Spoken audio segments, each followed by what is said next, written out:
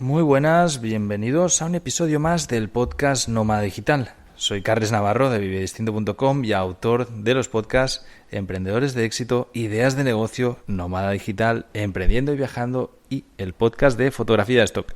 Si te gustan estos tipos de contenido, te recomiendo que busques cualquiera de los otros podcasts porque estamos publicando cada semana en ellos. Y ahora sí, voy a contaros de qué va la charla que he tenido hoy. Acabo de terminarla y la verdad que ha sido muy curioso.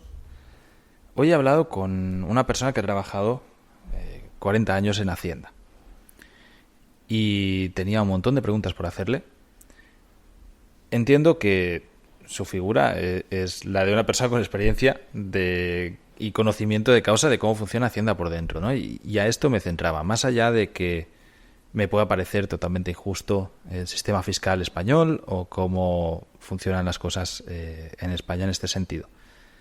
Desde el punto de vista de un emprendedor o de alguien que se quiera ganar la vida por su propia cuenta, considero que es un problema grave. Y de hecho, para todos aquellos que emprenden, pues sé perfectamente que es que de verdad es un problema muy grave. Bueno, el caso es que le he podido hacer preguntas sobre cómo funciona Hacienda por dentro. Aquí ya hemos hablado de fiscalidad en otras ocasiones. Podéis ver en el podcast otros capítulos en el que hablaba de fiscalidad y fiscalidad para nómadas digitales. En la comunidad alternatribu.com hemos hecho talleres de fiscalidad para nómadas digitales.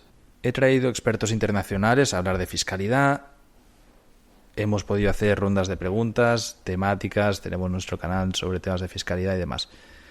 Hoy la entrevista la he centrado en entender cómo es Hacienda por dentro, hablar como una charla de amigos, a pesar de que pues no es una persona cercana,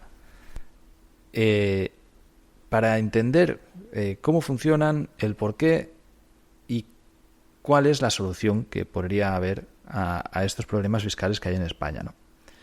Y la verdad que la sensación que tengo al terminar esta charla, y estoy seguro que la vais a sentir al final, es de desolación.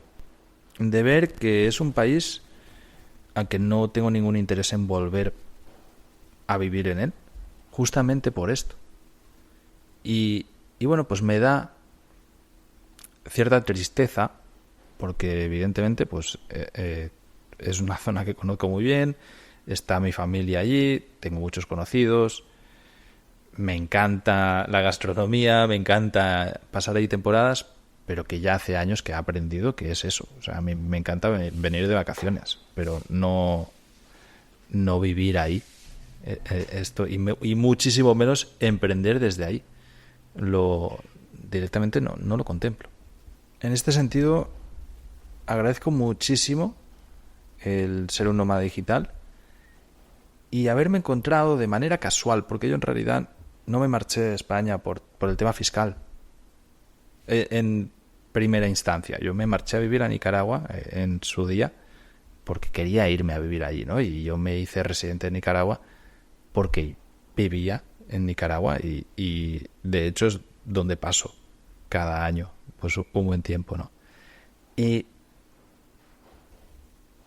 entiendo la frustración que puede generar para un emprendedor español que está ahora mismo en España, un emprendedor digital y que dice, hostia, esto es insoportable, me piro.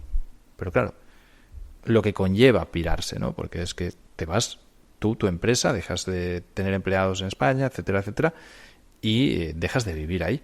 Con lo que es un cambio enorme y si tu movimiento es por temas fiscales, no solo es un cambio enorme, sino que es un cambio que quizás no es voluntario, por decirlo de una manera, ¿no?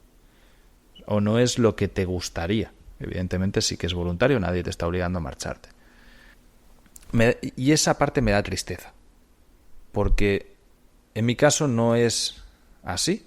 Lo voluntario es no volver, pero no me fui por ello.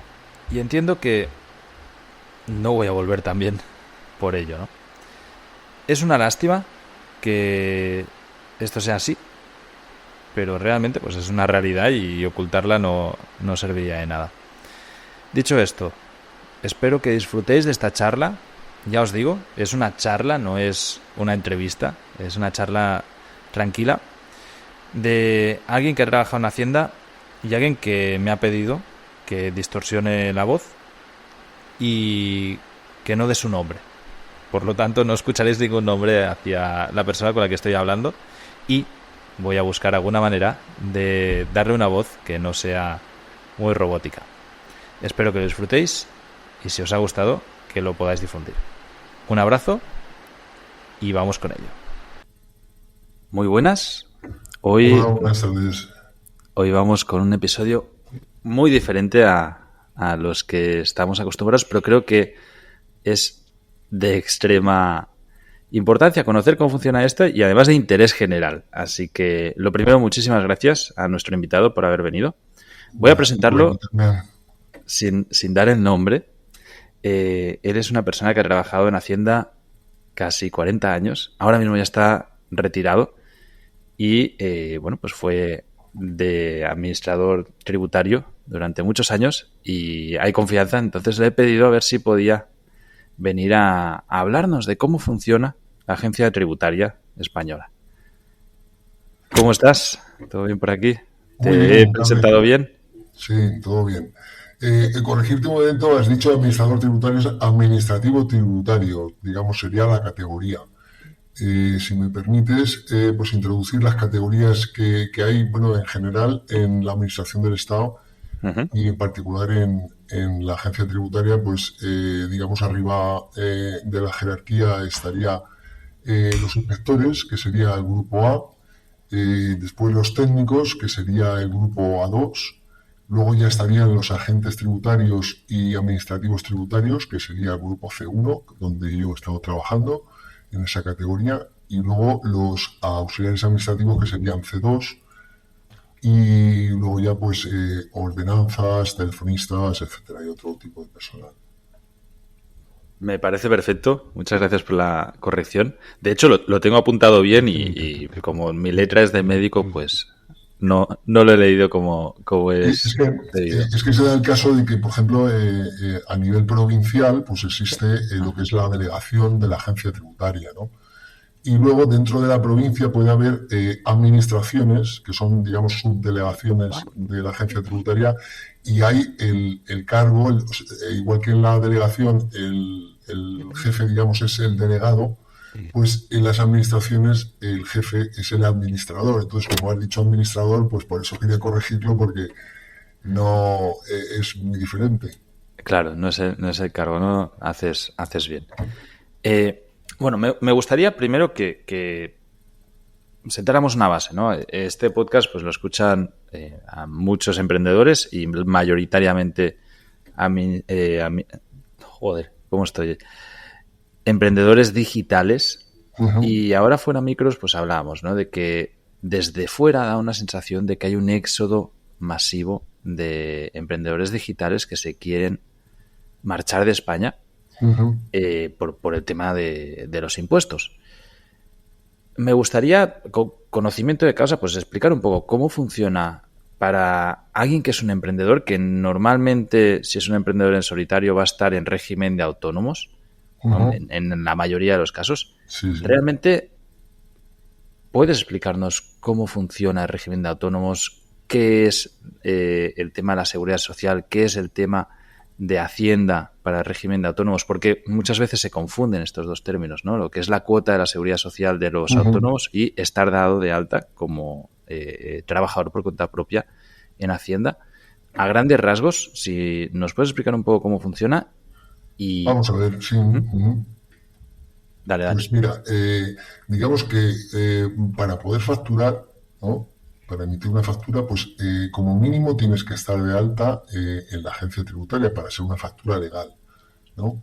Luego la seguridad social, pues evidentemente yo no trabajo en la seguridad social, tengo cierto conocimiento de cómo funciona. En teoría, pues tendrías que darte también de alta como autónomo en la seguridad social. Pero ¿qué ocurre? Aunque ahora ha habido una serie de modificaciones y han bajado cuotas, se han modificado ciertas cuotas de autónomo de la seguridad social. Por ejemplo, te voy a hablar de cómo estaba funcionando antes, que la cuota mínima eran sobre unos 300 euros. Ajá. Entonces, una persona que va a emitir una factura puntualmente, imagínate que va a emitir una factura de 200 euros, pues es un poco absurdo que tenga que darse de alta de autónomo y pagar 300 euros de cuota, ¿no? ¿Me sigues? Totalmente. Sí, sí, sí, tanto. Entonces, ese es un problema y un hándicap para la gente que empieza. ¿Qué dice la Seguridad Social? En teoría, porque digamos no está regulado exactamente así, que tiene que darse de alta como autónomo quien tenga ingresos superiores al salario mínimo o, digamos, su actividad sea habitual. Pero claro, si alguien quiere emprender, su actividad al final va a ser habitual y tiene que empezar con el hándicap ese de estar pagando, pues hay una cuota mensual a la seguridad social. Luego también, ¿qué ocurre? Que la gente quiere hacerse al principio, como no tiene, digamos, medios, pues quiere hacerse todo él mismo. Entonces, empezando por el alta en la agencia tributaria, que hay que cumplimentar un modelo súper farragoso, eh, pues digamos que lo suyo sería que fuera un profesional. Pero claro, ahí es el pez que se muerde la cola. No tengo ingresos, no puedo tirar de un profesional.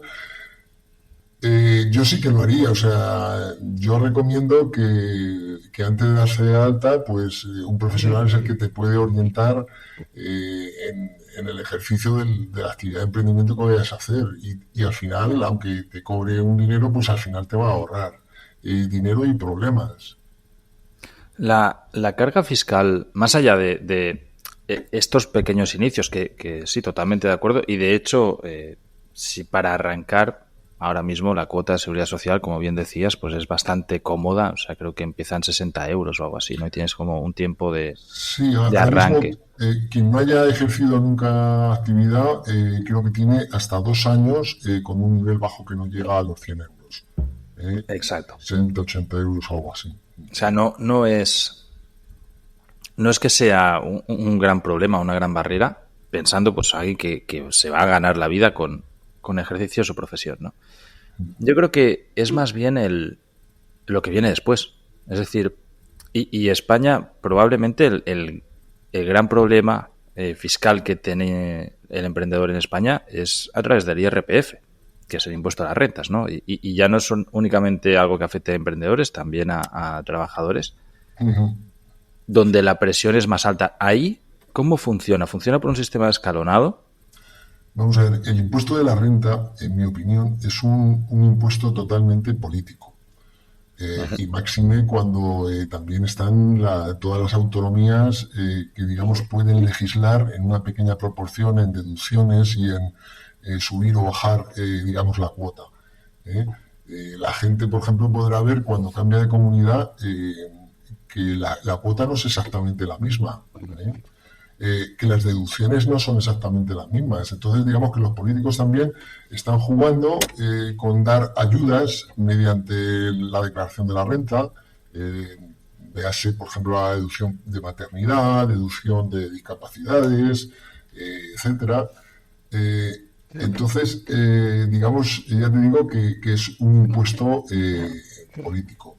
Luego, ¿qué es lo que está tributando? Pues como tú bien dices, está tributando pues el rendimiento que tengas o bien como empleado por cuenta ajena como autónomo, ¿no? Como emprendedor.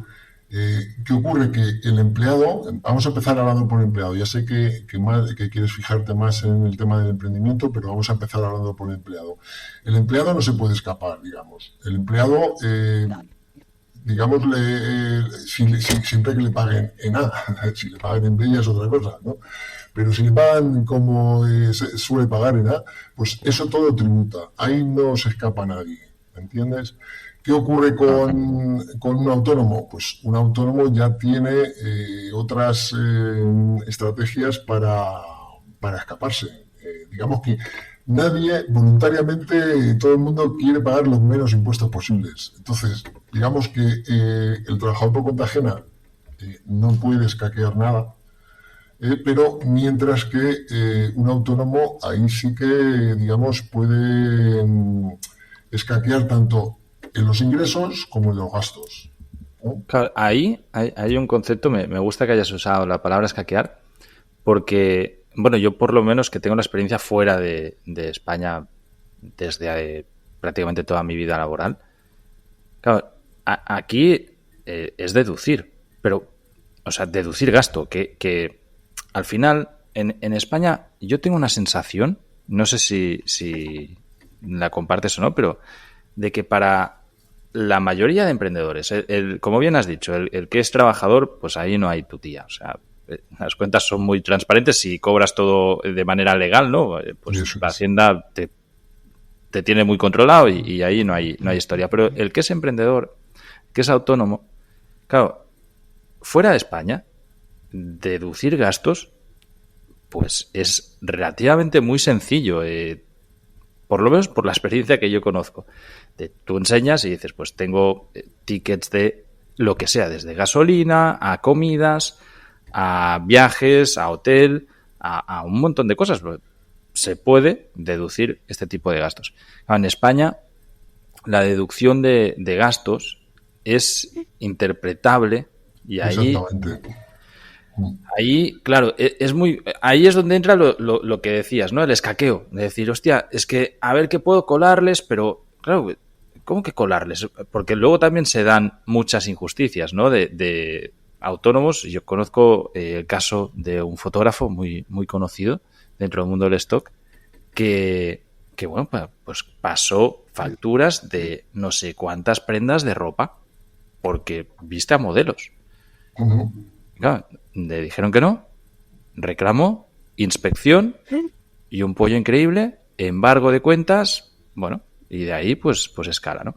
Para mí, y esa es la pregunta que te quería transmitir, es, creo que el emprendedor o el empresario en España ve a Hacienda como un matón que juega de manera desigual. Y es que no hay una presunción de inocencia en cuanto a temas fiscales. Es decir, si tú ves que, o sea, si a ti te hacen una inspección y consideran que hay algo que está mal, primero se ejecuta y después se va a juicio. Es así. Bueno, no es exactamente así, pero si quieres una comparación, yo imagino que podríamos compararlo también con la Guardia Civil de Tráfico, ¿no? Vale. Digamos, si a ti te ponen una multa, es un agente de autoridad y entonces es su palabra contra la tuya y tendrías que buscar pruebas, etcétera, para poder recurrir eso, ¿no?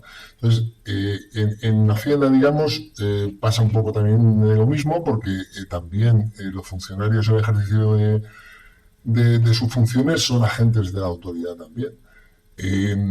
Pero digamos que también hay una serie de recursos, de alegaciones, etcétera. Digamos, no se produce una indefensión, pero como tú muy bien decías, en el caso de los gastos son interpretables, ¿no? Es decir, vamos a ver, hay gastos que sí, que no hace falta interpretar, como por ejemplo los gastos de seguridad social.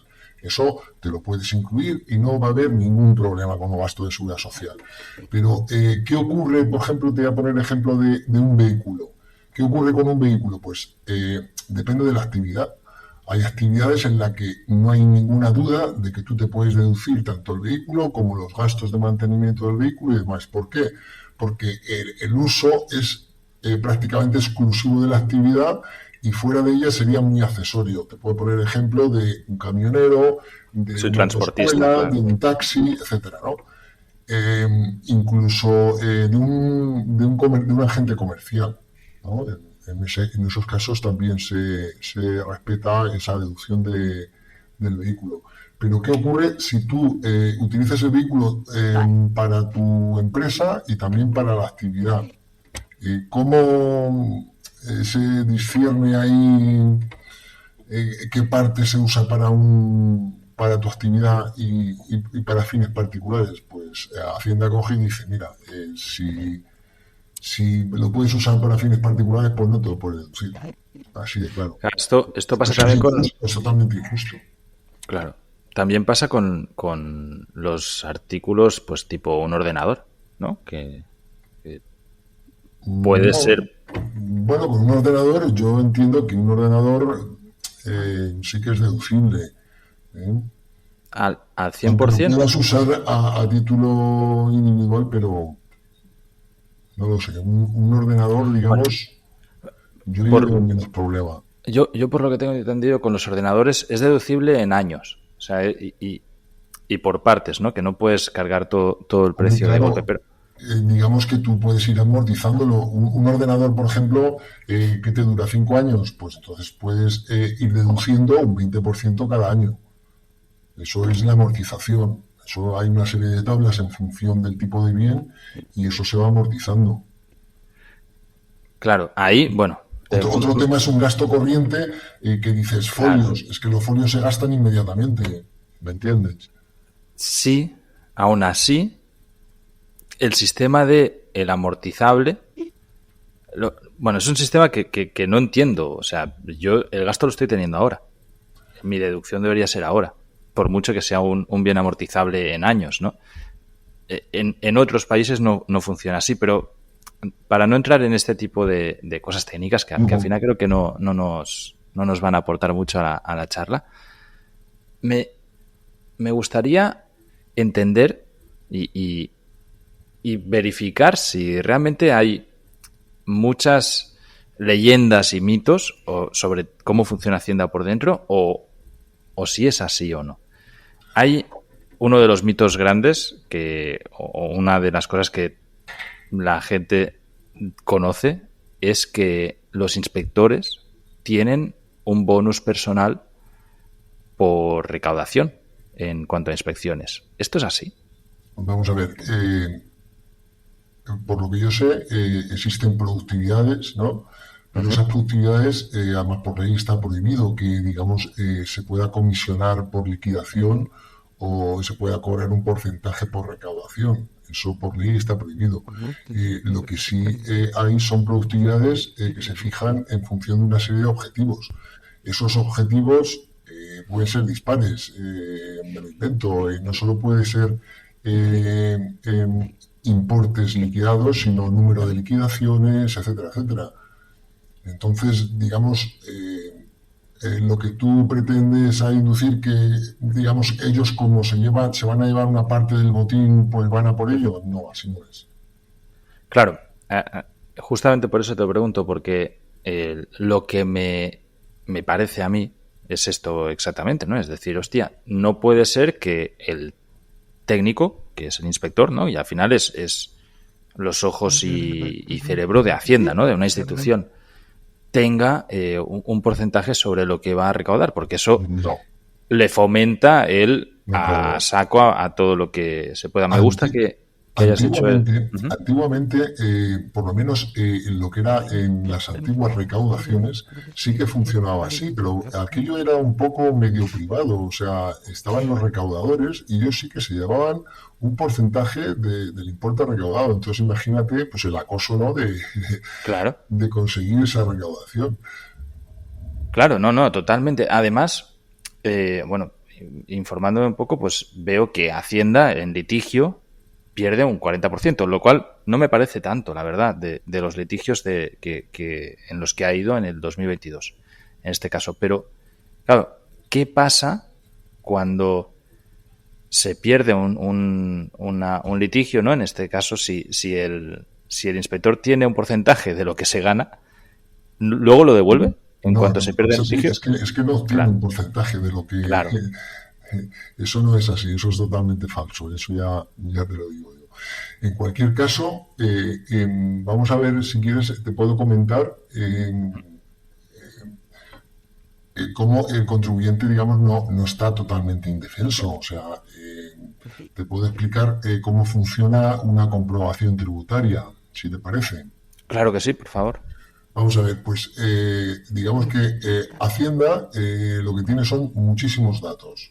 Todos esos datos los recopila de numerosas entidades que están obligadas a facilitarlos, incluso los propios contribuyentes, le hace modelo 347, modelo 190, Entonces, con todos esos datos, pues hace cruces y de esos cruces ve cuando no se ha declarado bien un impuesto o tiene sospechas de que ahí puede haber errores en esa declaración. Entonces, si tiene todos los elementos para decir, mira, tú tenías que haber ingresado 4 y has ingresado 2, te mando una liquidación, una propuesta de liquidación por los 2 que te faltan, ¿no?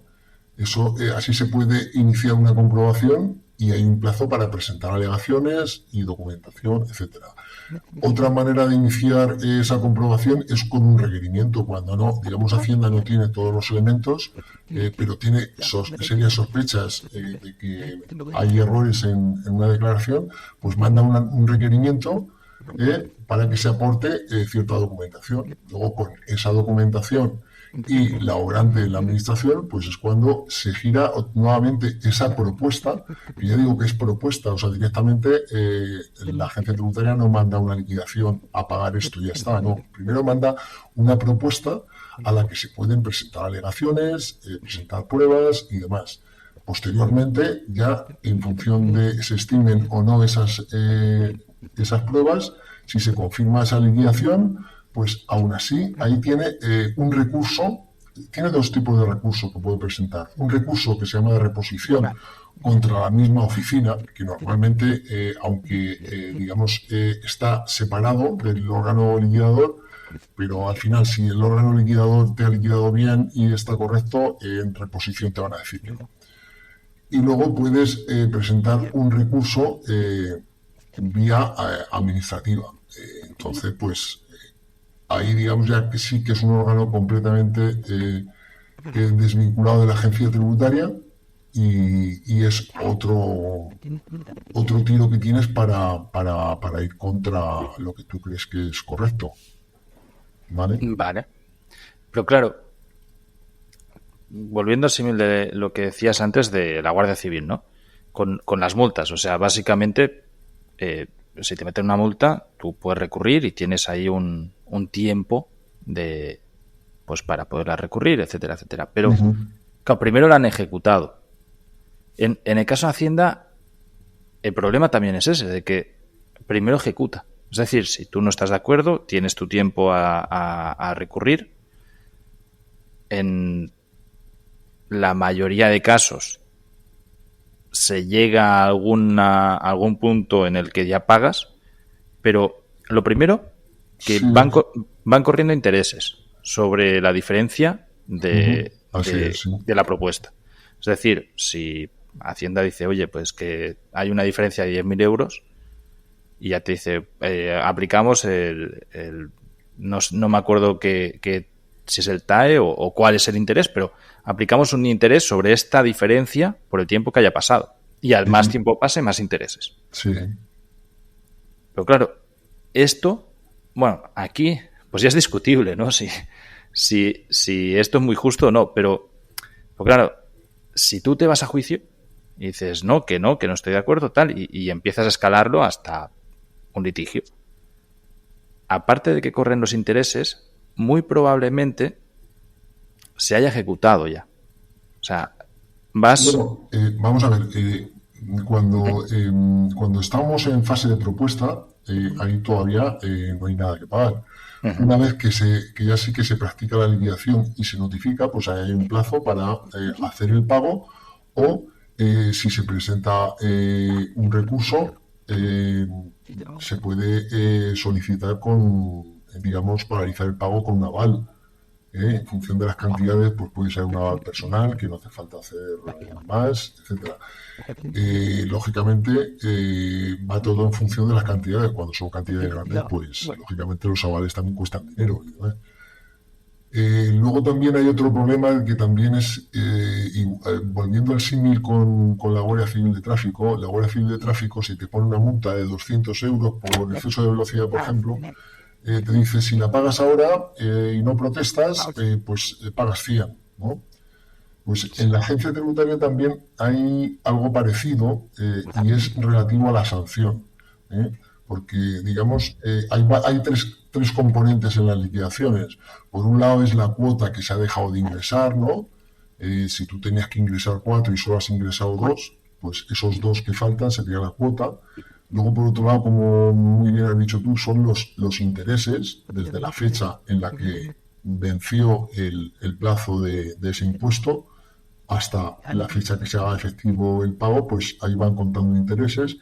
Y luego, si se demuestra que es procedente una sanción, pues hay una sanción asociada a la cuota, un porcentaje sobre la cuota. Entonces, si se paga la sanción y no se recurre, pues en ese caso hay una disminución de la sanción por conformidad. Entonces vamos un poco al símil de la Guardia Civil. Sí. Claro, al final, mucha gente que se ha podido encontrar en esto, ¿no? Pues como no quieres tener una batalla de David contra Goliat, pues pasas por el tubo, pagas, y aunque no estés de acuerdo, ¿no? Pero prefieres aceptar esto que tener un problema mayor o intentar solventarlo por la vía judicial o administrativa pertinente. Hombre, en cualquier caso también, lo que comentaba yo al principio, si tú te pones en manos de un profesional, pues él, por experiencia, es el que te va a poder aconsejar si tienes perspectivas de que ese recurso avance, de que no, etcétera. Sí, totalmente. También es otra percepción que tengo de los autónomos en España, es que, mira, te haré símil con Estados Unidos y de paso luego vamos a hablar un poquito del tema de las LLCs, que es algo que todo el mundo está muy en boca de todos ahora. En Estados Unidos, el gestor de tu empresa ante el IRS, que es la hacienda de ahí, tiene responsabilidad sobre lo que presenta. Y si se equivoca, es responsable de la equivocación. En España, es el contribuyente el que pone su firma y es el responsable. Exacto. Luego, lógicamente, puede derivar y denunciar pues, al profesional que le haya llevado el tema. Pero claro, si es un profesional correcto y legal, digamos, pues lo normal es que tenga un seguro y si se ha equivocado en la elaboración de declaraciones, pues que abone las sanciones pertinentes. ¿Qué ocurre? Que no siempre es así. Entonces, pues, ¿qué le queda al contribuyente? Pues encima litigar contra Hacienda y litigar contra el profesional que le ha llevado los papeles. Eso te iba a decir. Yo creo que no conozco un solo autónomo que no haya tenido problemas con gestores. Literalmente, ¿eh? O sea, no creo que sea una exageración. Que le tiene mucho miedo a Hacienda, ¿no? Pero es que al siguiente que le tienes miedo es al gestor. Es que, por un lado, hay mucho intrusismo y luego, por otro lado, vamos a ver, en una gestoría, pues habrá seguramente una persona o varias que, digamos, que controlen bastante, pero luego, pues, hay otra serie de empleados que controlan lo justo o muy limitado y entonces, pues, claro, el jefe no puede atender todo. Entonces delega y a lo mejor si te toca el becario, pues es como si llevas el coche al taller y te toca el jefe de taller y te lo soluciona fenomenal, o te toca el becario y te deja suelta una tuerca. Sí, totalmente, pero claro, al final pues son los apaños que se van encontrando los autónomos, ¿no? En España, que es una jungla, tal cual. O sea, a mí la sensación es ya es suficientemente difícil emprender como para encima tener que lidiar con una administración que no entiendes porque nadie te ha educado para eso. Eso también creo que es un error. Bueno, un error no, es un error calculado, pero es un problema enorme del sistema. Hostia, en la escuela, en la educación básica, deberían enseñar fiscalidad porque es algo por la que absolutamente todos los ciudadanos del país van a tener que pasar. Así sea es. A nivel empleado o no, da igual. O sea, es error. Digamos es que partimos de la base que es que el sistema fiscal es súper complejo. Vamos a ver, por ejemplo, centrándonos en el impuesto de la renta, tenemos la ley del impuesto de la renta y luego el reglamento del impuesto de la renta que lo desarrolla, ¿no? Pues la ley tiene, yo no sé si son 40 y tantas disposiciones adicionales y otras 30 más o menos disposiciones transitorias. O sea, digamos que es una ley que está súper requete parcheada y entonces para llegar al tic de la cuestión, vamos, tiene que ser abogado y además bastante hábil. Totalmente. O sea, claro, sí. Y que la mayoría de personas no usan ningún tipo de gestor, ¿no? O sea, la gente se intenta hacer ellos mismos. Ahí luego, pues hay sorpresas y problemas. Igual tampoco me voy a meter mucho en cómo funciona el régimen del IVA, que tampoco lo entiendo, porque no tiene mucho sentido, desde mi punto de vista como emprendedor, que tengamos que estar recaudando, entregar trimestralmente, cuando debería ser anual. Y algo que sí te quiero preguntar, y es que no sé hasta qué punto también es leyenda urbana o es una práctica habitual, pero cuando hay una solicitud de devolución de IVA, porque has liquidado más de lo que has gastado, ¿no? Y tienes una devolución de IVA, y se pide un ajuste y que te devuelvan, ahí viene siempre, de manera sistemática, una inspección. Esto es una práctica. Es una práctica que entiendo que no es que sea un modus operandi, ¿no? Oye, pues hay que hacer esto, ¿no? Pues si alguien, que desde Hacienda se diga, si alguien pide el IVA, hay una devolución. A una devolución, pues le vamos a hacer una inspección. Pero que a la práctica sucede que cuando una empresa está pidiendo el IVA, una devolución, o está pidiendo devoluciones, automáticamente le cae una inspección, al punto de que hay muchos emprendedores que prefieren perderlo. Si la cantidad no es muy alta, prefieren no arriesgarse porque saben que lo que viene después es un problema. No tiene por qué, vamos a ver, el tema está en tanto con las devoluciones de IVA como las devoluciones de renta, pues lógicamente hay que efectuar una serie de comprobaciones antes de efectuar esa devolución. O sea, Hacienda no puede coger y decir, me han solicitado esta cantidad de devolver, pues la devuelvo sin más, ya comprobaré yo luego. Pues lo normal es que intente, dentro del plazo que tiene para hacer esa comprobación, hacer las comprobaciones antes de devolver. Entonces, ¿qué ocurre? Pues que en las devoluciones se intentan comprobar la mayor parte. Cuando el resultado es a ingresar, pues digamos que la administración tiene 4 años tranquilamente para comprobarlas. ¿Me entiendes lo que te quiero decir? Entonces, claro. Como las primeras declaraciones que se comprueban son a devolver, pues tienen más papeletas, lógicamente. Claro, pero igualmente, o sea, aunque sea por esta causa, ¿no? La consecuencia de pedir una devolución es vas a tener problemas. Pero ya digo que si te has ajustado a la legalidad, pues lo normal es no tener problemas. Digamos, tú tiene que haber una correlación de los ingresos con los gastos, etcétera. Entonces, sí. digamos que cada vez la administración cada vez tiene mucha más información. No, totalmente, pero claro, aquí, o sea, de nuevo, lo que se percibe como contribuyente es que estás trabajando para Hacienda, básicamente, ¿no? Que al final cualquier emprendedor... Estás trabajando, o sea, es así, estás haciendo de recaudador, efectivamente. O sea, tal cual. O sea, que no eres un autoempleado, que eso ya es suficientemente duro, ¿no? Sino que la realidad es que al final de todo lo que tú hagas, Hacienda se va a llevar una gran parte que en la mayoría de ocasiones va a ser superior a la tuya. Y esto es algo que la gente no es consciente de ello hasta que lo ve, ¿no? Y luego pues son gritos al cielo, decir, hostia puta, ¿cómo puede ser que tengo tantos empleados, que todo es un lío, que tal, con lo que cuesta, y encima me vienen a quitarme lo que yo he ganado, ¿no? Pero claro, estás jugando en un terreno donde las reglas no las pones tú.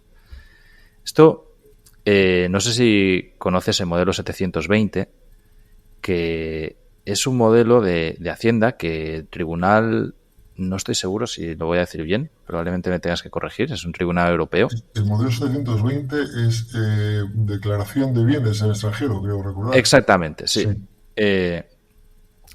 Es un modelo que todas las personas residentes fiscales en España tienen la obligación de presentar en caso de tener bienes en el extranjero. Debes a 50.000 euros. Exactamente, de un valor superior. Bienes nominales, es decir, de lo que es la persona. Pueden ser propiedades, cuentas bancarias, oro, cualquier cosa. Claro, había una parte de esta ley que si tú no lo declarabas, por lo que fuera, porque estás ocultándolo o porque has tenido un despiste, la multa que se imponía a posteriori era brutal. Era del 150% sobre el valor no declarado. Con lo que, claro, te hacen un apaño increíble, porque encima el valor no declarado se presupuesta de manera no arbitraria, ¿no? Es decir, dice, oye, te he pillado con una casa de 100.000 euros, por lo tanto tienes que pagar 150.000. Una barbaridad, eso es, vamos. Claro. De hecho, ya sabes que, bueno, eso lo echaron para atrás. Ahí voy. El tema está en que lo echaron para... O sea, esto ha sucedido durante muchísimos años. Han habido ejecuciones de Hacienda contra contribuyentes por este mismo modelo no declarado, ¿no? Por esta misma ley. Esto lo han elevado a tribunales europeos. Europa ha dado la razón a algunos de los afectados, pero claro, en ese, es lo que te decía antes, en ese impasse en el que la justicia tienes que elevarlo hasta Europa y a lo mejor son años, de 5 o 10 años. Sí. Te han jodido la vida, te han arruinado de verdad. O sea, ahí sí que existe una total indefensión. Claro. El punto es ese, de el afectado, sea de manera injusta o no, pero desde mi punto de vista puede ser injusta. O sea, oye, si tú tenías la obligación de declararlo, pues haberlo sabido y haberlo hecho, ¿no? Pero lo que es injusto es la desproporción de la multa que viene consecuente. Porque no tiene ningún sentido. Claro, ningún sentido.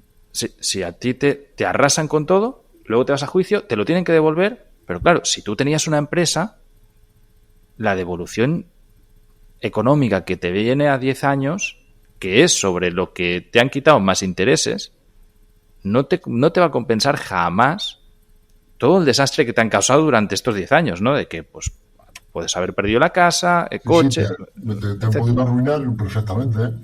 Claro.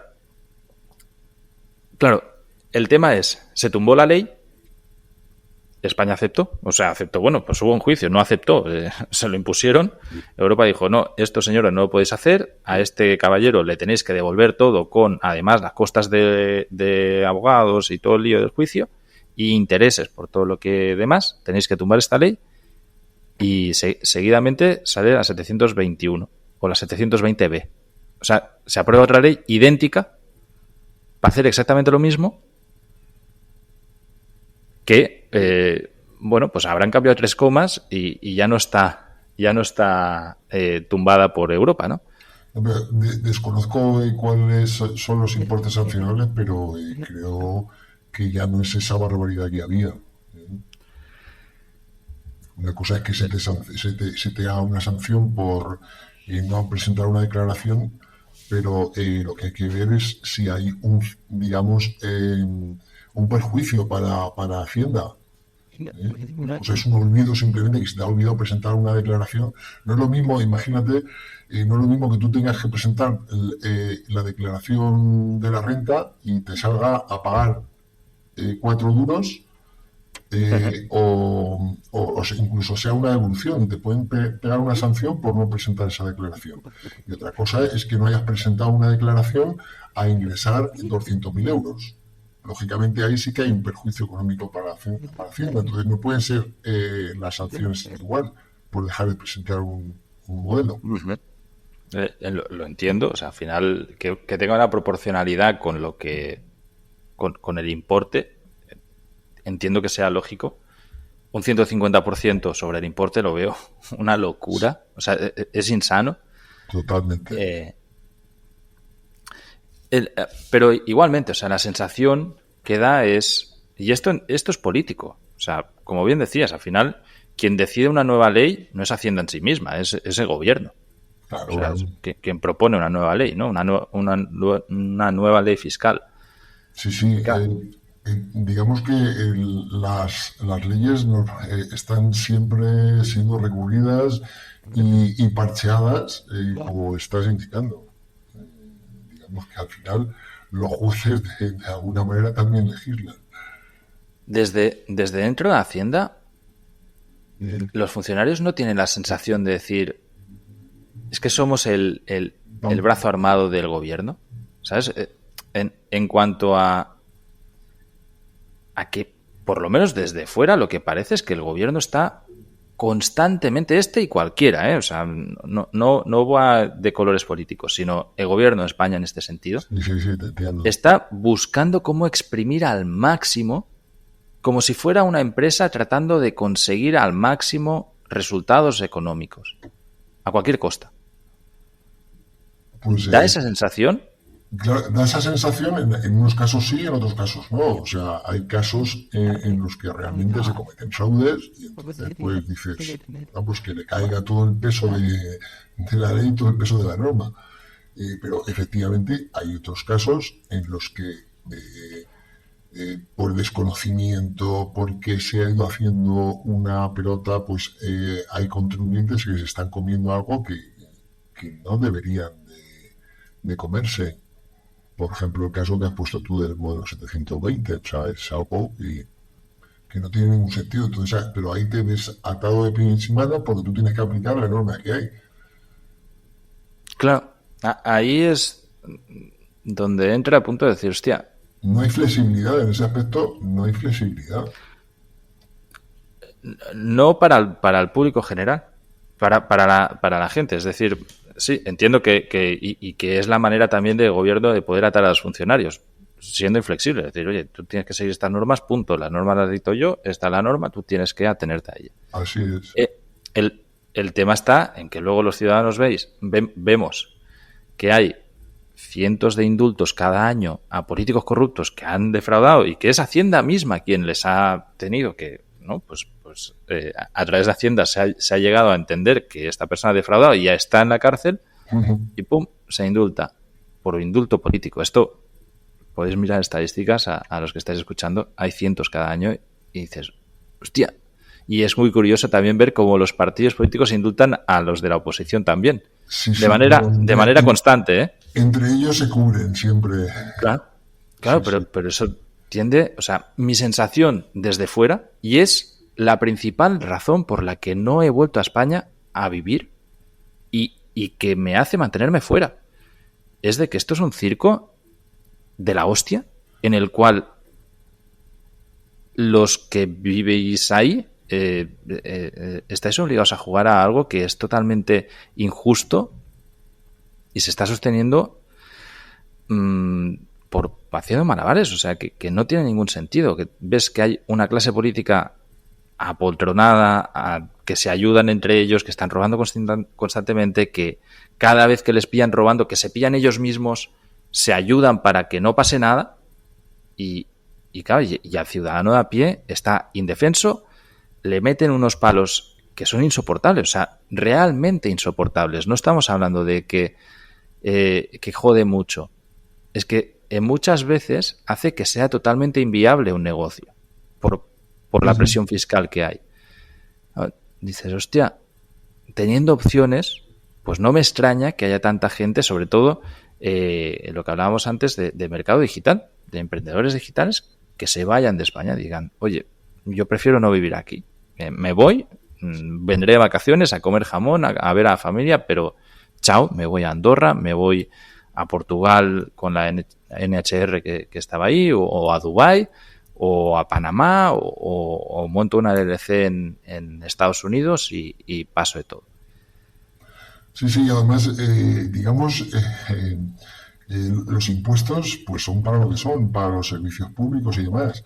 Entonces, si realmente pagáramos unos impuestos justos, pero estuvieran digamos, Bien administrados, ¿no? bien administrados, lo primero bien administrados. Entonces está, por un lado, el tema de la corrupción y por otro lado, pues que, que se hacen verdaderas barbaridades, como todos sabemos, construcción de, yo que sé, de aeropuertos que luego no se usan, etcétera, o sea, despilfarrar todos esos impuestos que nos machacan a impuestos, luego es que los despilfarran, porque si realmente la presión fiscal fuera alta, pero tú tuvieras unas carreteras que además tienes que volver a pagar, sobre todo en Cataluña, allí venga a pagar impuestos con las autopistas, el copago del tema sanitario, etcétera, etcétera. Entonces, ves que realmente los impuestos que estás pagando no se corresponden con lo que tú estás recibiendo de vuelta. Entonces, lo normal es que pues, la gente pues, sea muy reacia y diga, mira, yo voy a pagar lo menos posible. Totalmente. Vale. Aquí sí me gustaría que lo primero que me dijeras, o sea, yo sé que hay muchísimos emprendedores digitales que ahora se están montando empresas, LLCs, Estonia, holdings por ahí, y se mantienen en España para evitar pagar pues la cuota de autónomos, impuestos y demás. Con la creencia también, porque inducidos por muchos gurús de fiscalidad, de que mientras tú llegues a final de año sin beneficios de la empresa, no tienes por qué declarar absolutamente nada en España, ¿no? Y como ahí es mucho más fácil deducirte gasto, incluso puedes hacer inversión y se puede deducir en algunos países, incluso con criptomonedas, que entonces ya es más fácil todavía. Esto, Hacienda es muy eficiente. O sea, la Hacienda española no son, desde mi punto de vista, no son Pepe Gotera y Otirio. Hay tecnología punta y es de las más eficaces del mundo. ¿Se está actualizando a un ritmo desenfrenado hacia todo esto? ¿Hacia nuevas tecnologías, emprendedores, empresas digitales, etcétera? Lógicamente, la policía y Hacienda pues siempre van por detrás. Entonces, pues lógicamente siempre van detrás de fraudes. Entonces las cosas legalmente, pues en principio si tú cambias de país, tú te vas a vivir a Andorra y tributas allí, pues ya no tiene nada que ver con el Estado español. Entonces no tienes nada que temer. Otra cosa es que tú ficticiamente simules que te has ido a vivir a Andorra y sigas siendo ciudadano español. Entonces ahí es cuando puedes tener un problema con Hacienda. ¿Me entiendes lo que te quiero decir? Sí. Lo que te quería preguntar es qué tan efectiva es en este sentido Hacienda. Es decir, bueno, sí, es que me he ido del hilo. Bueno, pues efectivamente cada vez se recopilan más datos y ese cruce de datos, incluso con la inteligencia artificial, puede ser mucho más eficaz. ¿Qué ocurre? Que sobre todo, digamos, los datos que se generan en España son, digamos, inmediatos, por lo que comentábamos al principio, de que hay entidades y los propios contribuyentes que están obligados a dar un montón de información a la agencia tributaria y ya tiene todos esos datos. En Europa, pues también hay intercambio de datos, pero digamos la periodicidad no es la misma que en España y digamos que la cosa va más lenta, pero digamos que a nivel europeo yo creo que sí que existe esa información. Luego ya con otros países como Estados Unidos o incluso paraísos fiscales, pues lógicamente pues ahí pues es mucho más difícil el intercambio de datos. ¿Qué corre a favor de Hacienda? Pues que Hacienda tiene 4 años para comprobar y entonces a lo mejor ahora mismo no tiene esos datos, pero de aquí a 4 años sí que puede conseguir esos datos. Por ejemplo, en tema de las apuestas online, pues las apuestas online llevan ya muchos años y antes, que yo sepa, eso no lo declaraba nadie. Pues de un tiempo a esta parte, pues Hacienda se ha empezado a meter con el tema de las apuestas online, descubriendo además que hay muchísimo fraude, porque, digamos, le mandaba a Hacienda cartitas pues a personas que nunca han hecho apuestas online y resulta que han utilizado su carnet de identidad o sus datos falsos, etcétera. Hostia, claro. Bueno, aparte, con el tema de las apuestas online, la verdad que no conozco mucho. Sí que sé que hubo un momento en el que, hace unos 10 años, una cosa así, en el que Hacienda metió un nuevo impuesto al tema del juego, ¿no? Y con premios de superiores a 2.000 euros ya directamente retenía, o sea, se quedaba una parte. Sí, pero tú te estás refiriendo a los juegos estatales, a la Lotería Nacional, ¿no? No solamente a la Lotería Nacional, yo lo conozco más por el mundo del póker.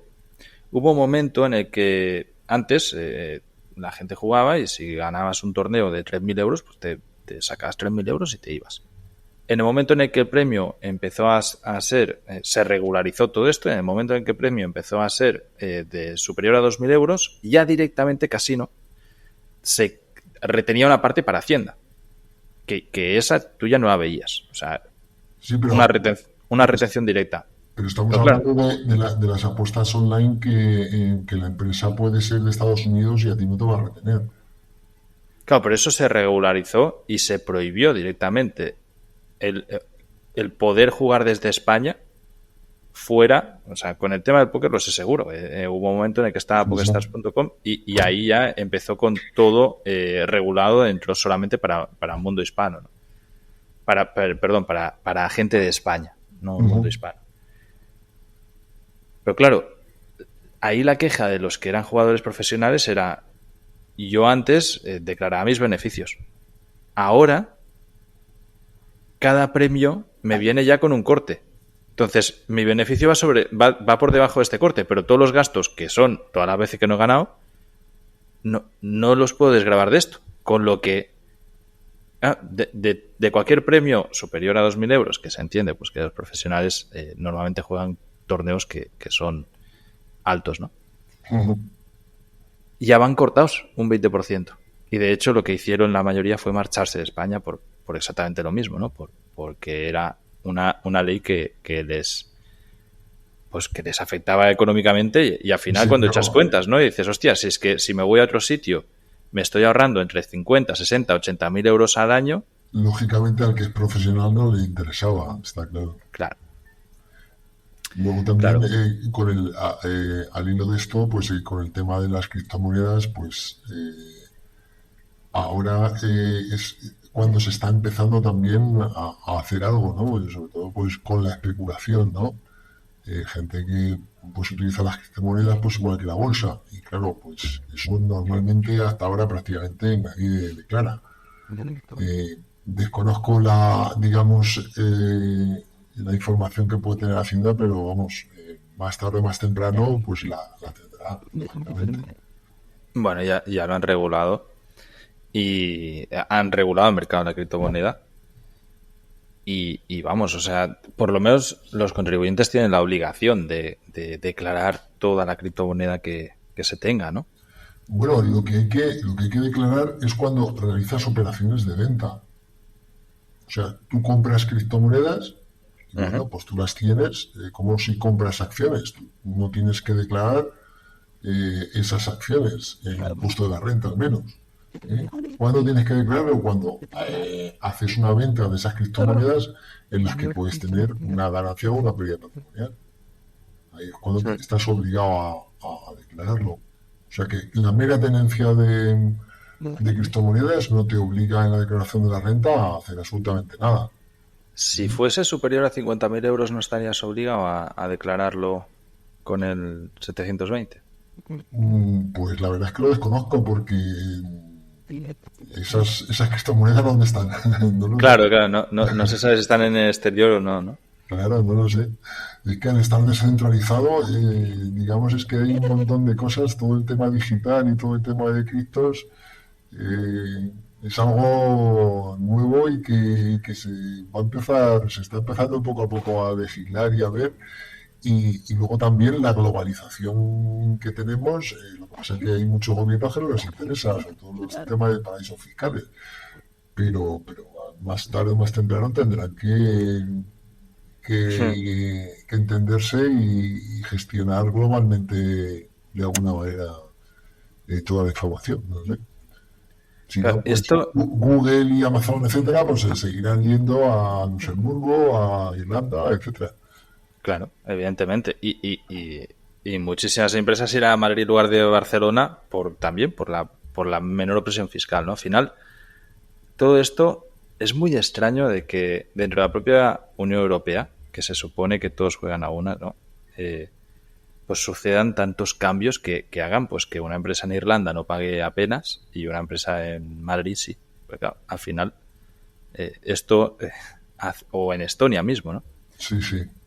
Bueno, no hace falta que te salgas de España. Y dentro de España, pues hay en el País Vasco y Sí, Cataluña y demás, pues hay diferencias sustanciales. totalmente, sí, sí. Eh, a mí algo que me preocupa profundamente con esto de la globalización es que Europa o España, al ver que mucha gente se está marchando por temas fiscales, realmente es una percepción. O sea, realmente no sé si antes pasaba o no, ahora a lo mejor es que es muy visible, pero o que hay un nuevo sistema de emprendedores que no necesitan trabajar en ningún sitio físico, por lo tanto, ¿no? Ajá. Pues se marchan, pero que quieran adoptar un sistema como el estadounidense.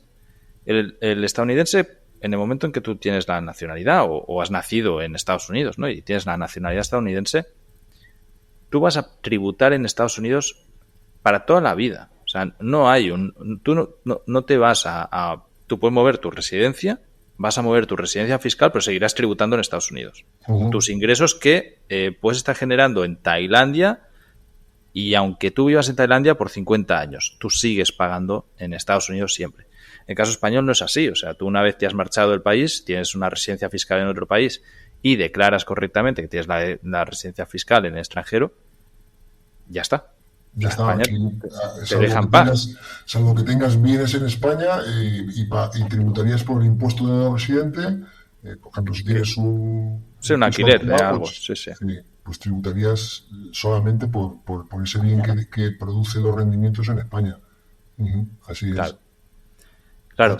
Otra cosa es lo que hemos comentado de gente que, digamos, tiene residencia en España y simula tener residencia en otros países, sobre todo pues, aquí en Sesi, pues a gente famosa, ¿eh?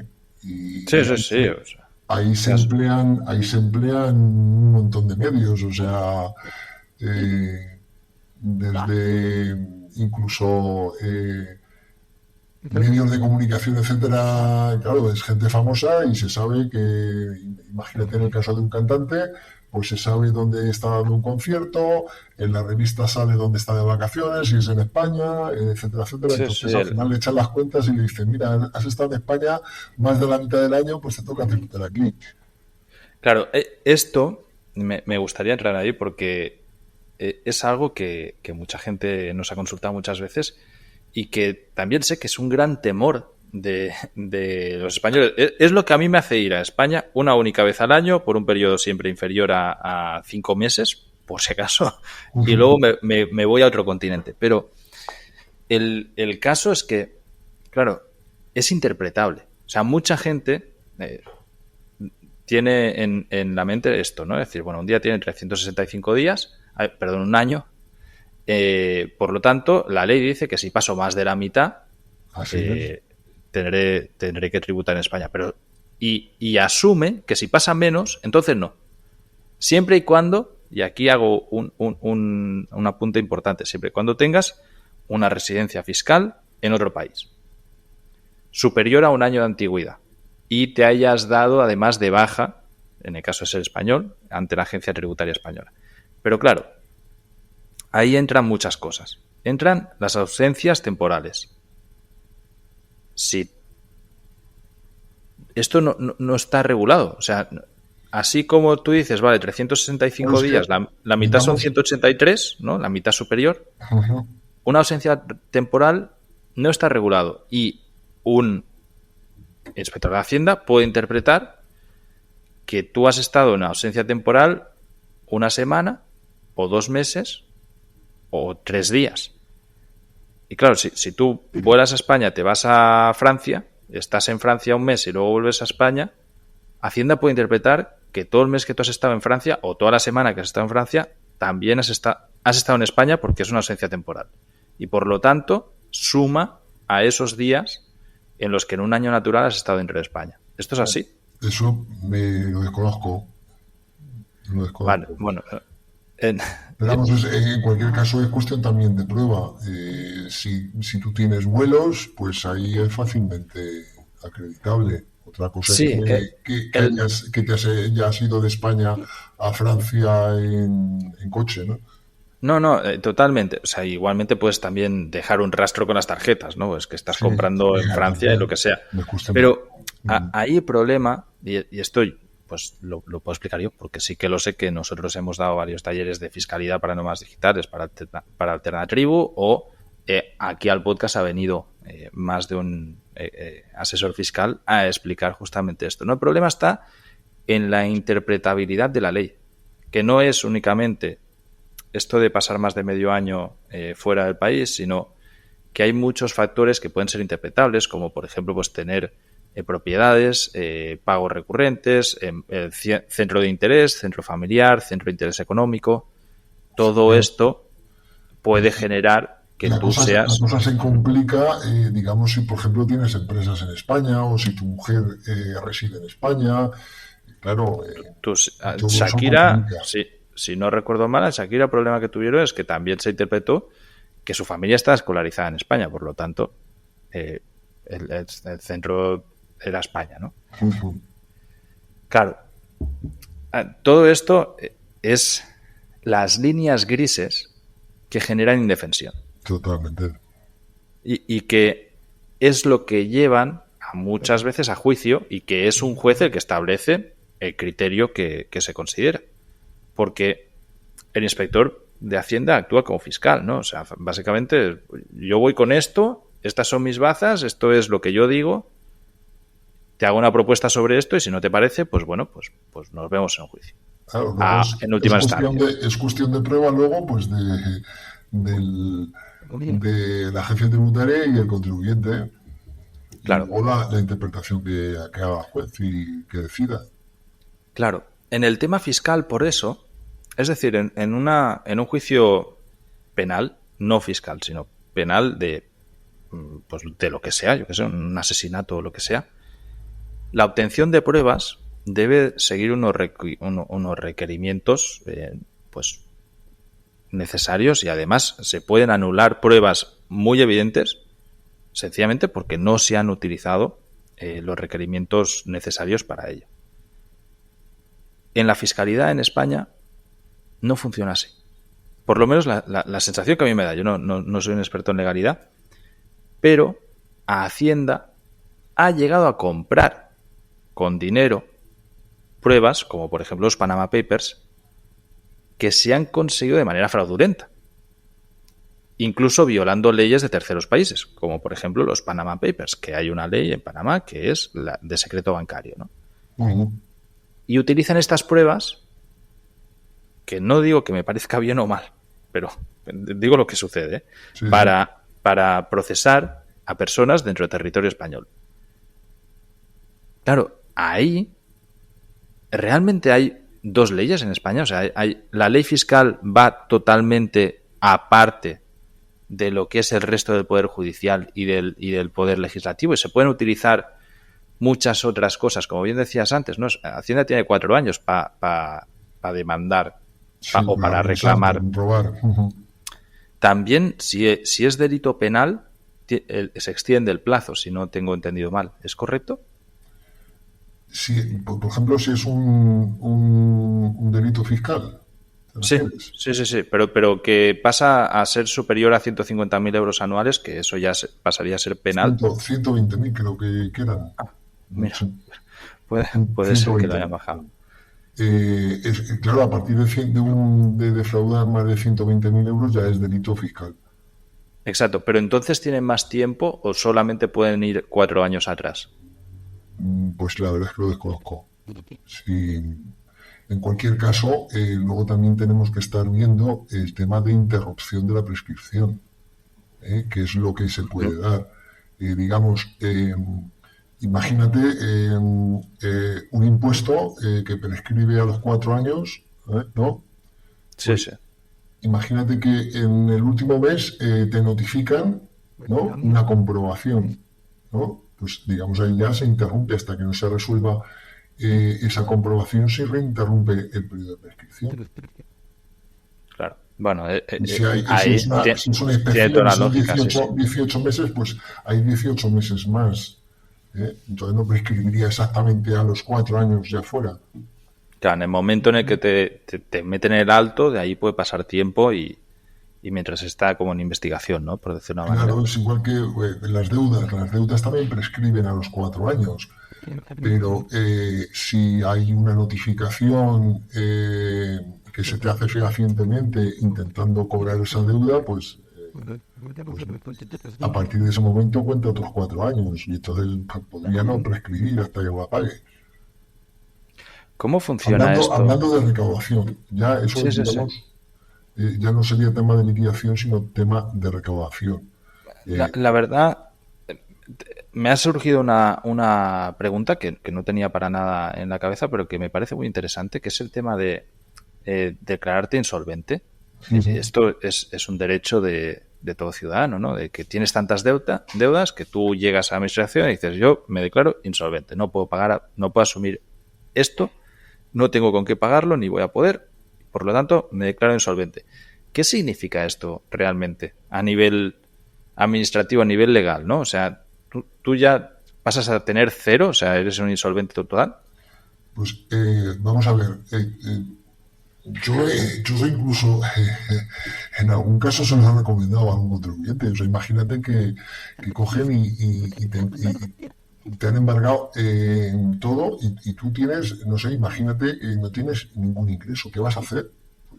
Claro, y tienes todavía una deuda pendiente, Pues al final, una condena de deuda, ¿no? Porque al final la deuda, o sea, hasta claro, que si no, se ejecuta. si no tienes, si es que no es algo que tengas que declarar tú, si no vas a poder pagar, pues no pagues.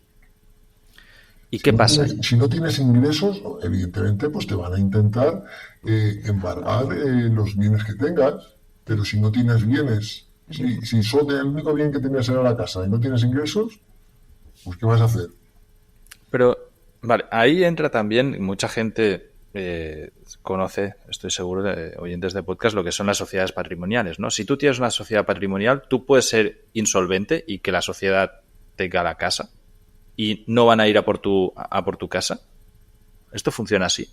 Yo entiendo que sí, para eso están digamos, tú puedes emprender como persona física o puedes emprender como sociedad. Ahí hay, en el caso de la sociedad, pues la responsabilidad, en teoría al menos, está solamente sujeta al importe que tenga la sociedad. No afecta a tus bienes personales, cosa que si tú emprendes como persona física, pues si dejas de pagar, pues van a ir contra tu patrimonio. Vale, en el momento en el que te has declarado insolvente, ¿qué De, sucede? O sea, ¿qué pasa? ¿Eres una persona que Vamos a no ver, puede recibir yo ingresos? desconozco realmente lo que es declaración de insolvente, desconozco exactamente quién lo declara y cómo se hace, pero simplemente tú tienes una serie de deudas y no puedes pagarlas, ni tienes ingresos ni bienes que te puedan embargar, pues una vez que pase ese periodo, un periodo en el que no te han podido embargar nada ni demás, pues imagino que ya estás libre de deuda. La deuda habría prescrito. Otra cosa es que entre medias, pues cambie Ya, tu situación y te puedan embargar. ¿y cómo te apañas durante este tiempo, no? Porque si tú tienes un embargo, en el momento que tienes una nómina, o sea, se te Bueno, corta directamente desde el que te paga, no te llega toda la nómina, ¿no? Creo que digamos que hay una parte del salario que es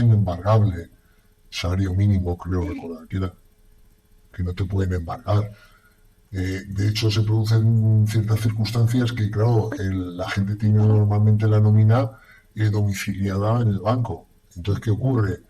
Pues te pueden estar embargando la nómina y te pueden estar embargando en el banco. Entonces dices, bueno, si la nómina hay una parte que es inembargable, si me embargas la cuenta, me has embargado una parte que es inembargable. ¿Y qué ocurre? Que tienes que recurrir y demás, porque esa es una actuación fraudulenta de Hacienda, lógicamente, que a priori no sabe si ese dinero es de tu nómina o es otro dinero. Claro. No solo de Hacienda, sino que puede ser del mismo banco. Es decir, puedes tener la deuda con el propio banco, ¿no? Sí, con el propio banco, con la seguridad social o con otra entidad.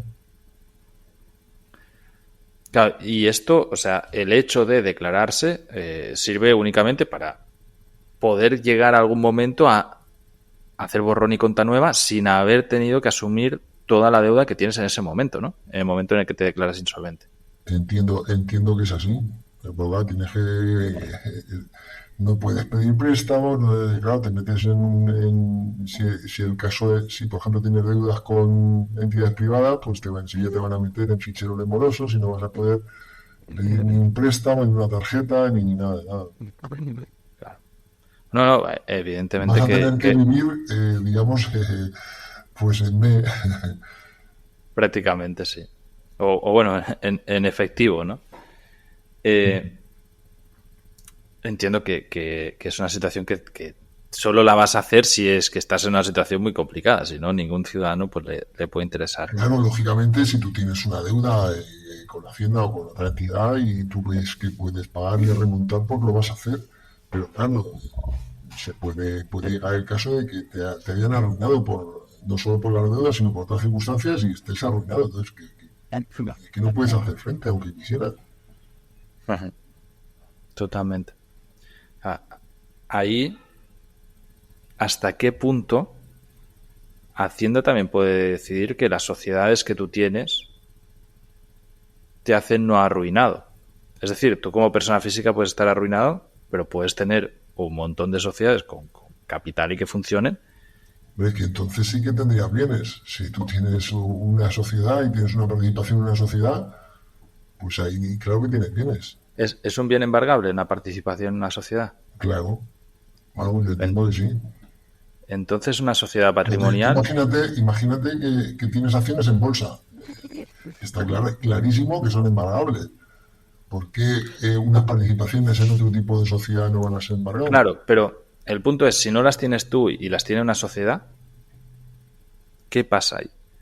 Te lo digo porque me estoy acordando de un libro que es El truco de los ricos, de... Ah, no recuerdo el nombre del autor. Me da mucha lástima porque sé que lo tengo en el WhatsApp, además. Hablamos de vez en cuando. Pero que explicaba eso, ¿no? Que tú puedes comprar una sociedad ya activa, perdón, activa no, una sociedad ya inscrita, inactiva.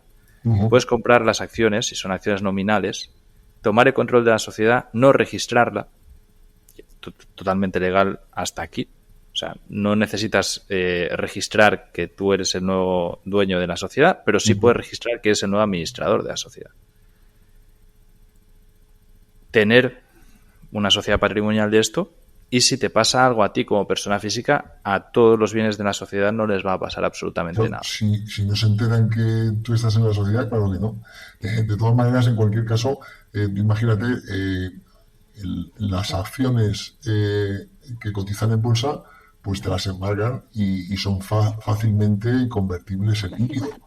Pero una sociedad que no cotiza en bolsa, te han embargado tu participación, pero ¿y qué hacen con esa participación?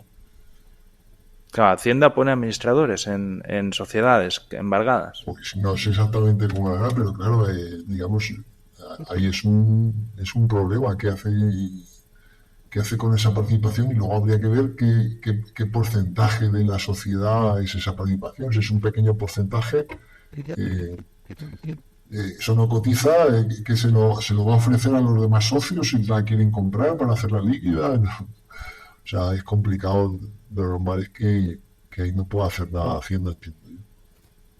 Y si tienes bienes en el extranjero, fuera de la Unión Europea, Hacienda puede ir a por ellos. O sea, una cosa es si los puede reclamar. Mi pregunta es si esto sucede. Y luego, claro, si el país en donde están los bienes hace caso omiso, ya está. No hay Claro, ningún rollo con eso. lógicamente, pues eso se complica. Que pueda intentarlo, pues entiendo que sí. Tú eres titular de esos bienes, pues puede intentar embargártelos, pero luego ya ahí estamos hablando de temas de relaciones internacionales y demás. Es como si tú tienes una multa de tráfico en la India, pues te pueden llegar a embargar aquí en España por esa multa. Pues no lo sé. Seguramente que en Europa sí que sea más sencillo y aún así será complicado. Entonces, en el caso de Hacienda, pues dependerá del país y luego también de la cantidad, si merece la pena la cantidad o no, pero me imagino que eso se tratará a nivel más centralizado, ¿no? Y eso, ¿quién discierne si las cosas merecen la pena o no? O sea, un inspector de Hacienda tiene cierta capacidad de decisión sobre ello, ¿no? Entiendo. Las comprobaciones se realizan, digamos, el superior jerárquico sí que pues asigna los expedientes y luego, pues, lógicamente, pues si el resultado no merece la pena, pues no se va a efectuar esa comprobación. O sea, te pueden asignar una serie de expedientes para que los revises y ves si algunos merece la pena ir a ellos o no. Claro. Pero claro, merece la pena es un criterio. Es decir, ¿alguien ha tenido que establecer un criterio de esto o es un criterio personal de la persona que está viendo este expediente, ¿no? Claro, en principio, digamos, de alguna... luego tú, digamos, hay controles también a nivel interno. O sea, digamos, un inspector no puede hacer lo que quiera, pues si no es en ese caso, si tiene a un familiar o a alguien que inspeccionar, pues va a decir, mira, este no merece la pena. O al revés, o si tiene pues el amante de su mujer, ¿no? Si tiene animadversión por alguien, pues puede ir a por él. Pues claro, lógicamente, pues ahí ya tendría mala suerte en el sentido de que si encuentra algo, pues va a ir a por él directamente, lógicamente. Eso ya sería más difícil de demostrar, pero si no hay nada, pues por mucho que quiera no va a poder ir a por él. Pero de todas maneras ya digo que hay controles también entre los funcionarios. Y además son, digamos, un poco, ¿cómo te diría yo? Se puede averiguar, en cierto modo, si tú tienes relación con alguien o no, mediante si figura en tus declaraciones. Imagínate que tú tienes una cuenta abierta con tu mujer y tu mujer con su madre y su madre con el marido, etcétera. Te pueden enlazar y pueden ver si tú tienes una relación con alguien, a efectos de pedirte justificación y controles. No sé hasta qué punto realmente a la práctica sucede o no los controles que tienen, no tanto a criterio parentesco, sí. Me viene a la cabeza el caso de un amigo que es empresario en el sur de España, que la última vez que estuvimos comiendo me contaba de que tiene un inspector de Hacienda obsesionado con él, que le ha metido no sé cuántas inspecciones a todas las empresas, es una constante, y bueno, pues que ya un punto de acoso, ¿no? Y que tiene un abogado en nómina para poder darle todos los papeles a este tío constantemente, porque si no, pues le pueden meter en problemas, ¿no? Y me decía, hostia, ¿cómo puede ser que haya una persona que sea la administración? Porque al final de cuentas es la administración en ese representante, ¿no? Que tenga la potestad de poder estar continuamente machacándome, que al final incurro en gastos como empresario, ¿no? Pues tengo que poner a una persona a sueldo para poder estar con todos los problemas que me está causando, y que a pesar de no encontrar nada, reabra casos de manera permanente, ¿no? No, pues ahí puede presentar una reclamación. No recuerdo exactamente cómo era el nombre, pero digamos una reclamación por garantías del contribuyente y esas reclamaciones se atienden. Me consta que cuando hay una queja, esa queja se tramita y piden información al interesado, al superior jerárquico, etcétera. Hay que hacer una serie de informes.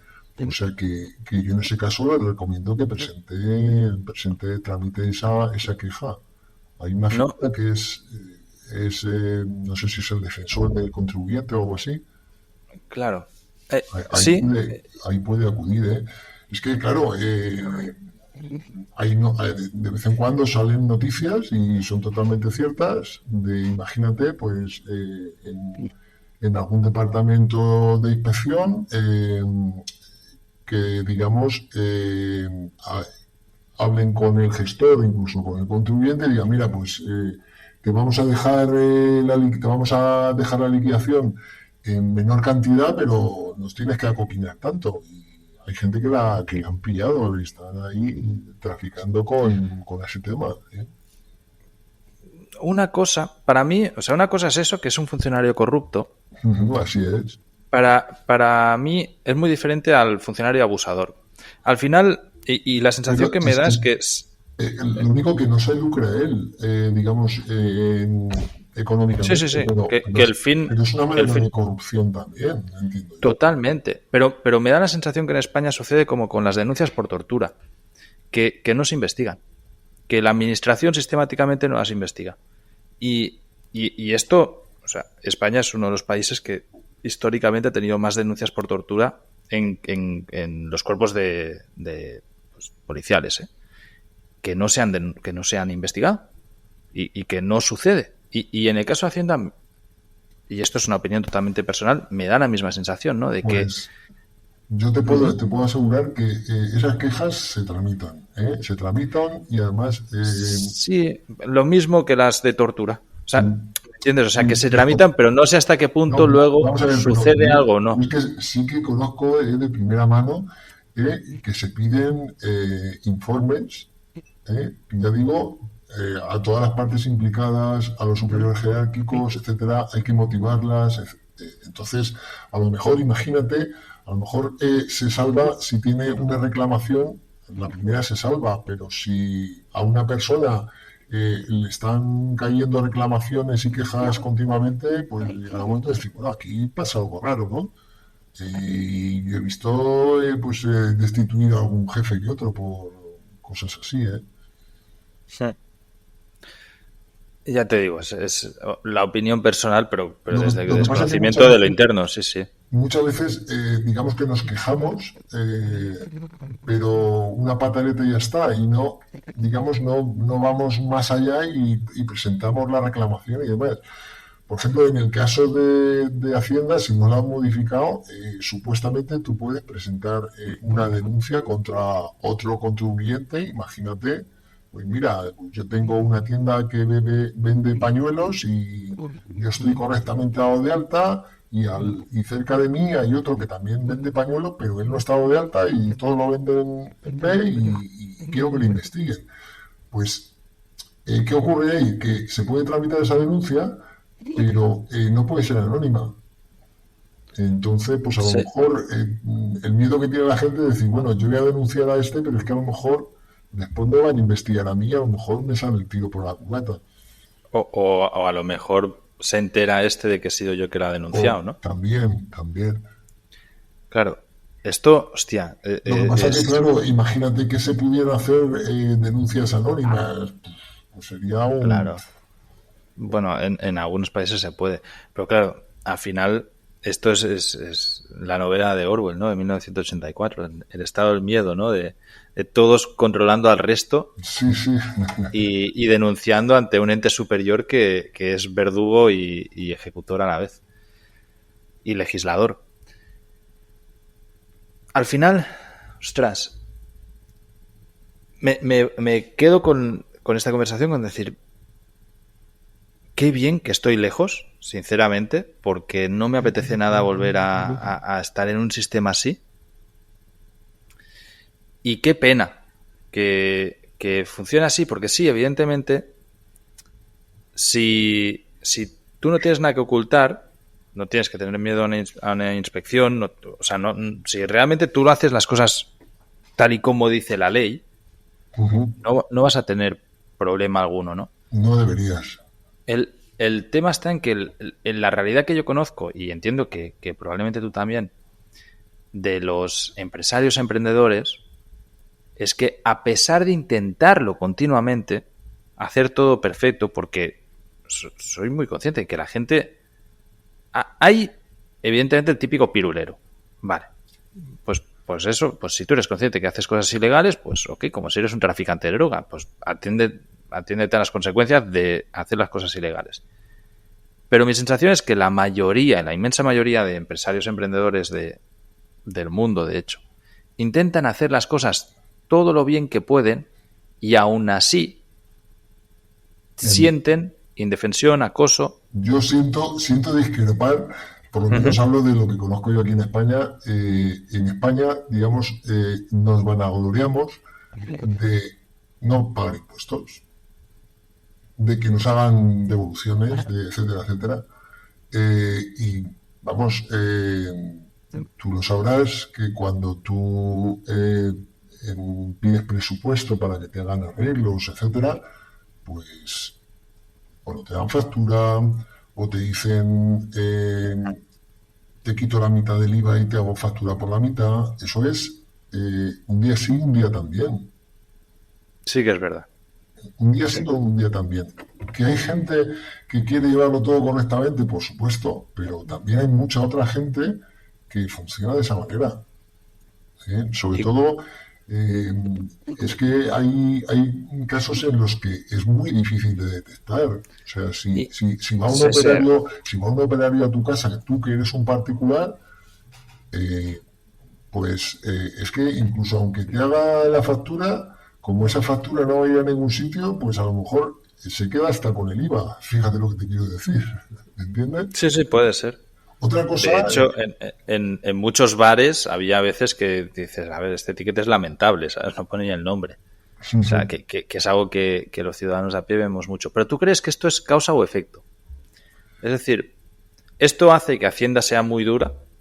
¿O esto es el efecto de que Hacienda sea muy dura? Yo lo que tengo claro es que si todo el mundo pagara los impuestos que le corresponden, tendrían que disminuirlos porque, vamos, se salían los impuestos. Claro, pero ¿y la gente podría pagarlos? Esa es mi pregunta, ¿no? Claro, es decir, no, seguramente... ¿la gente es capaz de pagar todo lo que se supone que debe pagar? Pues ahí está el problema, que a lo mejor determinado comercio puede subsistir pues porque no paga impuestos o paga muy poquitos impuestos, ¿no? Claro. O sea, pero ¿y ahí cuál es la solución? Todo el caso del comercio menor, el comercio menor no da facturas, entonces pueden declarar, digamos, ahí ya no hace falta que engañen en los gastos, es que ahí directamente te engañan en los ingresos, ¿no? Uh-huh. Sí, claro. Pero también hay puntos que, hostia, por ejemplo, de alguien que es un manitas, ¿no? Que eso no tiene un gasto asociado a la actividad, sino que más allá de los materiales, pero alguien que se dedica a vender su tiempo por consultoría, si quieres. Mira, en lugar de manitas, más fácil. Alguien que es un consultor y que únicamente pues está hablando con otra persona y ahí factura. ¿Por qué eso tiene que tener, por ejemplo, un IVA? ¿Por qué viene grabado absolutamente todo? Es una prestación, un servicio. Evidentemente que es porque lo dice la ley, ¿no? Pero ahí llega un momento en el que absolutamente todo el mundo, que es lo que me estás diciendo, termina haciendo todas las friquiñelas que pueda para no pagar. Pero en el caso que me estás contando, si estamos hablando de empresarios, los empresarios no tienen ningún problema porque tú estás facturando un IVA, pero si el otro es un empresario se lo va a poder compensar. Digamos, la función del IVA es que lo pague el consumidor final. Sí. Totalmente. El que es empresario, el IVA le da exactamente igual. Yo lo cobro, lo ingreso a la Hacienda, me deduzco el IVA que pago, digamos que es neutro. Para un empresario el IVA es neutro. Porque se lo puede deducir. El problema ahí, pues lo que te decía antes, ¿no? Si pagas de más, pues ahí porque has tenido más gasto con IVA que lo que has cobrado, ¿no? Que lo que has recaudado. Ujú. Más allá del IVA o no, volviendo a lo que decías de que la persona de a pie o el pequeño empresario, el pequeño emprendedor, y te lo compro totalmente, que al final es una constante defraudación, ¿la solución cuál es a este problema? Y esto entiendo que es pues, tu opinión totalmente personal, pero porque si el pequeño negocio que vive, el pequeño comerciante que vive de los impuestos que se ahorra a final de cuentas y que por eso lo hace, y que si tuviese que pagar todos los impuestos que tiene que pagar, directamente tendría que bajar la persiana porque no le saldría a cuenta, Así es. ¿cuál es la solución a este problema? Pues Porque tiene, o tiene bajas los dificultades. impuestos, Ujú. claro, o bajas los impuestos y la gente toma conciencia y empieza a pagarlos, y entonces se nivelaría el nivel de recaudación, ¿no? Y al Estado no le costaría nada, o, o haces que se aplique la ley, pero entonces la gente, ¿qué es lo que está pasando? Pues yo imagino que Que tiene que ir de la mano, pues, bajada de impuestos y un mayor control. pero Es, más es, hay es la única manera que veo. ¿cómo se haría un mayor control? Quitando el efectivo, que es algo que también está pasando. Ya ahora mismo ya Bizum, ¿no? Que en España es el sistema de pago interbancario así por teléfono fácil, ya está regulado también. Claro,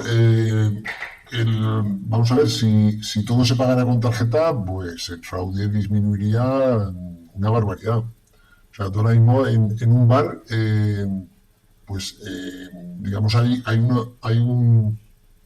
estudios en la agencia tributaria sobre determinadas actividades, qué porcentaje de media, ¿no?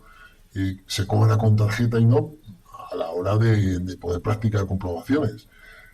Entonces, sobre todo en los bares, se paga en metálico. Incluso hay muchísimos bares que te ponen el cartelito de solo se admite efectivo. ¿Sabes? Claro. Esa sería una Pero, solución. Lo que pasa es que esa solución, pues como digamos todos estamos también un poco en contra de los bancos, pues decimos, no, hay que pagar en efectivo porque si no se va a lucrar el banco y además así me van a controlar y pues a si... ver, también es que es lícito poder decir, es que yo quiero cobrar en efectivo. Sí, sí, claro, Y por punto. Porque supuesto. yo como dueño del bar no me da la gana cobrar con tarjeta y ya está, ¿sabes? O sea, al Ujú, final te puedes arriesgar a perder clientes, ujú. ¿no? Sí, Que no sí. tienen cash. Sí, sí, lo que te tienen que admitir obligatoriamente es en efectivo. O sea, digamos, un comercio puede decir, siempre que esté avisado, que no admite tarjetas, pero lo que no puede prohibirte es pagar en efectivo. Ah, qué curioso, esto Sí, no lo sí, conocía. vamos, es así. Bueno, no te quito más tiempo. La verdad que, pues muchísimas gracias. Te agradezco el haber venido hoy aquí y No hay de contar, qué. pues con conocimiento de causa, un poco cómo funciona el tema tributario en España. Me alegro de no vivir en España y no tener intención de volver, sinceramente. Me sabe mal, porque la mayoría de personas que conozco pues viven allí, ¿no? Y familiares y demás también. Pero ojalá y haya alguna solución que realmente es que Sí, no veo, no sé si tienes un último mensaje que nos dé algo de esperanza final, ¿no? Y digas, no, pero están haciendo esto, pero no me da esta no, sensación. no, yo tampoco tengo esa sensación. Yo veo a la administración en general como si fuera un transatlántico que a ver quién lo para, o sea, a ver quién le da la vuelta al transatlántico. Tiene que ser muy poco a poco y muy difícil. Yo lo veo Y, difícil, la verdad. y por lo menos desde fuera es que yo también veo así un tren que no va a frenar, ¿no? Pero que tiene tanta atracción que no va a frenar, pero es que justamente, por lo menos desde fuera, yo veo que se está yendo a un abismo. No sé si también tienes esta misma percepción y que va a un abismo lento, no es inminente, pero pero que ya empieza a hacerse latente, ¿no? Pues con la inflación, con Es la que, subida de intereses, con... es que ¡Ostras! el mantener esta situación de por sí ya es un abismo, ¿no? O sea, Claro, es insostenible, pero el tema es hasta cuándo. ya, pues lógicamente, pues hay un endeudamiento que al final, pues tiene que salir por algún lado. Sí, La sí. máquina, la máquina de hacer billetes, pues llegará un momento que, Que hará billetes que no tengan valor, que eso va a claro, ser un problema grave. pues, tenemos tantas incógnitas con el tema de la descentralización, con las criptos y demás, pues veremos a ver qué pasa.